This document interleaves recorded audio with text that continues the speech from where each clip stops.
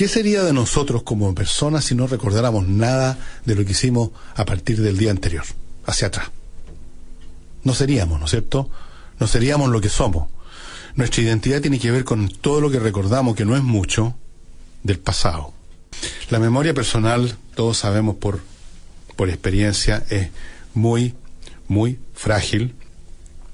Y hoy más que nunca, porque ya desapareció esa vieja costumbre que yo la he mencionado muchas veces, que existía en el pasado de escribir, ir escribiendo lo que uno había vivido en el día, ir guardando un registro histórico personal de tu propia vida. El registro histórico personal de tu propia vida más grande que existe, que yo conozca por lo menos, quizás hay alguno más detallado y más voluminoso, es el que escribió este personaje tan famoso, este seductor Casanova. Ustedes han oído hablar de Casanova, seguro. Este señor, nacido en Venecia, en 1730 o algo por el estilo, 20, no me acuerdo bien la fecha, y que desde muy pronto, desde joven, empezó a escribir sus vivencias diarias, y lo hizo hasta el fin de sus días. Allá donde fuera, llevaba sus baúles con los manuscritos donde estaba su vida. Cuando su vida activa como hombre de aventura, como seductor, como impostor, como todas las cosas que hizo Casanova, cuando ya finalmente su vida termina, contratado por lástima, por un personaje de la nobleza de alguna principado alemán, me parece, termina como secretario de su biblioteca, ya viejito, enfermo. Todo ese material lo convierte en las memorias. O sea, lo reúne, lo edita, lo arregla, lo amonona, y son 2 o 3, o depende de la edición. Yo lo tengo en el original escrito él escribía en francés. En esa época el francés era el idioma de la cultura, en fin, era un idioma universal en esa época, el italiano no. Entonces escribió en francés sus memorias, y son un cuadro de la vida del siglo XVIII como nunca antes se había, y como nunca después, por supuesto, se escribió. Porque el hombre era muy inteligente, muy culto, y se movió en muchos circuitos de la vida del siglo XVIII, no solo en distintos países, sino que en distintos sectores sociales. De repente se estaba codeando con la aristocracia, y estaba metido en enredos y en intrigas de alto vuelo, y de repente andaba, digamos, en la alcantarilla, literalmente, metido con prostitutas y arrancándose de la policía. O sea, era un hombre múltiple, de gran capacidad de observación, y por lo tanto en su historia personal el tema de las conquistas amorosas que hizo realmente importa bastante menos que el cuadro que nos permite hacernos de la vida cotidiana en la calle, en todo lugar, en los salones literarios, en los salones de la nobleza, en los palacios, en las casas de puta, en los bares, en los caminos, en los carruajes del siglo XVIII. ¿Por qué? Porque él registró su vida y escribió estas famosas memorias de Casanova, que son una obra impresionante que ha sido usado evidentemente por muchísimos historiadores, y que incluso para personas como nosotros, lectores comunes y corrientes, nos han entregado una visión más rica de lo que fue el siglo XVIII. Es la importancia de la memoria. Cuando uno vive un día cualquiera, por ejemplo hoy día, llega al final del día, usted no ha hecho nada especial, o quizás sí, pero no se acuerda. Usted tuvo un pensamiento interesante sobre un tema que leyó en el diario. Usted se encontró con una persona que no la había visto en años. Usted tuvo una impresión visual que le produjo impresión.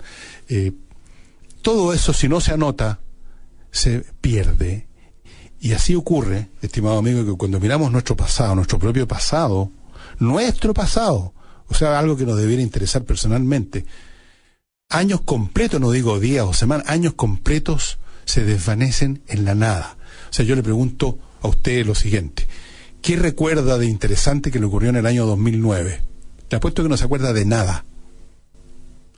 Meses completos desaparecen. Nuestra infancia entera está limitada a un álbum, lo he dicho 1000 veces y lo voy a repetir, a una especie de esos álbumes de fotos de la familia donde se han despegado casi todas las fotos y quedan 2 o 3 fotos medias desvanecidas, donde aparecen unos señores viejos así que uno no sabe quiénes eran. Yo personalmente, si usted me dice, ¿qué es lo más que recuerda de su infancia?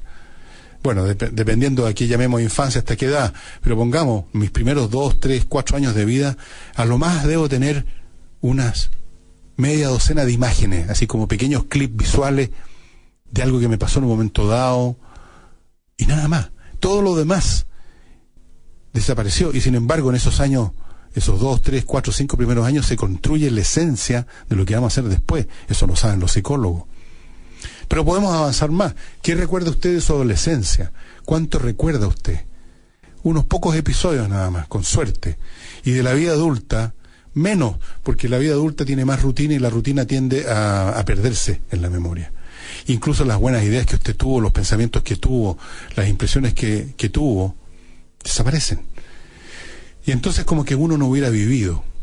Uno mira para atrás y dice, bueno, ¿qué es lo que he vivido yo? Uno sabe de sí mismo cosas en general, así como sabe de que la Junta de Gobierno, la primera Junta de Gobierno de Chile fue en 1810, pero eso es una cosa muy abstracta. Uno sabe que salió del colegio en tal año. Uno sabe que entró a estudiar tal carrera. Uno sabe que se casó con tal persona más o menos en tal fecha. A veces ni siquiera eso uno recuerda bien. Pero eso es muy vago, muy vaporoso, y yo diría abstracto. Tenemos una visión pobre y abstracta de nuestras propias personas porque nunca la registramos. Así de simple. Nunca. O muy poco. Esta costumbre de los diarios de vida se perdió hace mucho tiempo. Yo creo que ahora vivimos más al día que nunca. Creo que esta es una civilización que perdió todo contacto con su pasado, incluso con el pasado al día anterior de las personas mismas. Vivimos obsesionados con un presente que se va, que se desaparece en el momento mismo en que aparece. Un presente huidizo que no nos deja nada, que es como mascar un chicle. Peor que eso. Entonces vivimos en el vacío y nos perdemos a nosotros mismos con eso. Nos miramos a nosotros mismos y decimos, ¿cuál es el anclaje de nuestra vida? ¿Cuál es el sentido de nuestra vida? Pero ¿cómo podemos saberlo si no la recordamos? Tenemos unas ideas generales muy vagas, verbales nada más. ¿Qué somos? ¿Para dónde estamos apuntando? ¿Cuál es el sentido de nuestra existencia, de nuestro levantarnos todas las mañanas?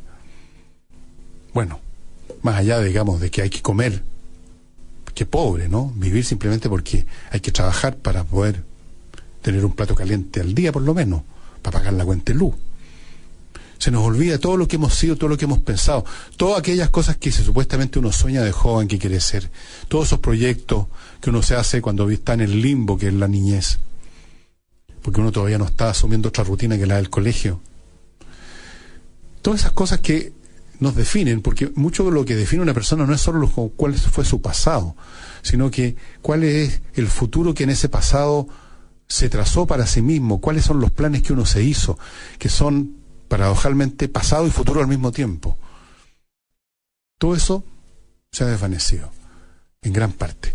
Y por lo tanto nuestros presentes son pobres, un presente que salta de una cosa a otra, de una entretención a otra, de la pantalla del televisor a la pantalla del computador, de la pantalla del computador a la pantalla del tablet, de la pantalla del tablet a la pantalla del teléfono. Como uno ve a la gente todo el día mirando una pantalla, ¿mirando qué?, se pregunta uno.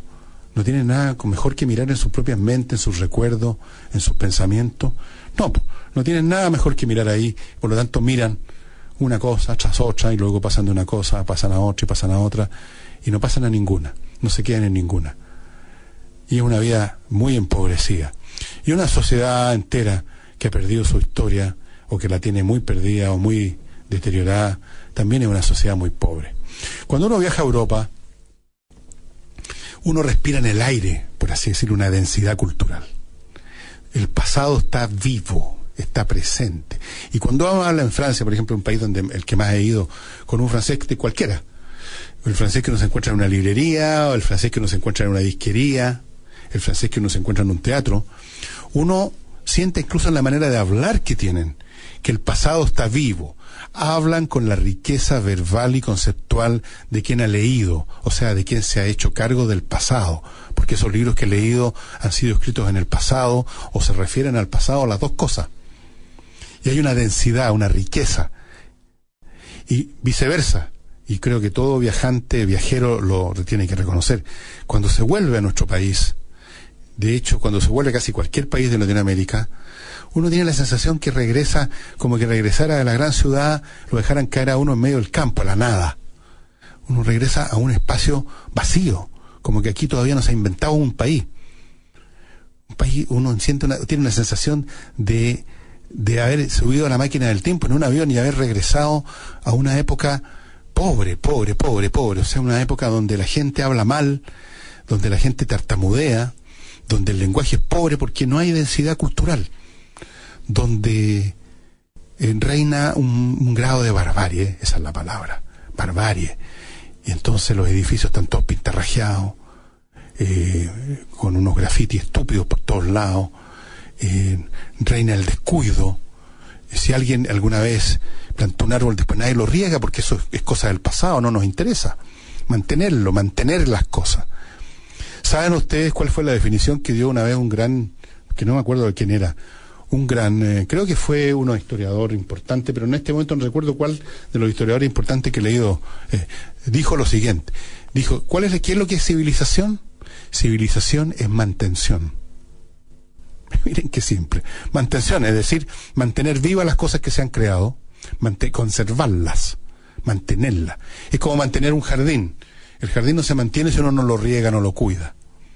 Si uno no lo hace, como sucede en Chile, se seca y desaparece, y al cabo de un año es tierra pelada llena de basura, ¿no es cierto? Uno lo ve todos los días en Santiago y en otras ciudades de Chile, los espacios públicos convertidos al poco andar, porque nadie los mantuvo, en basurales.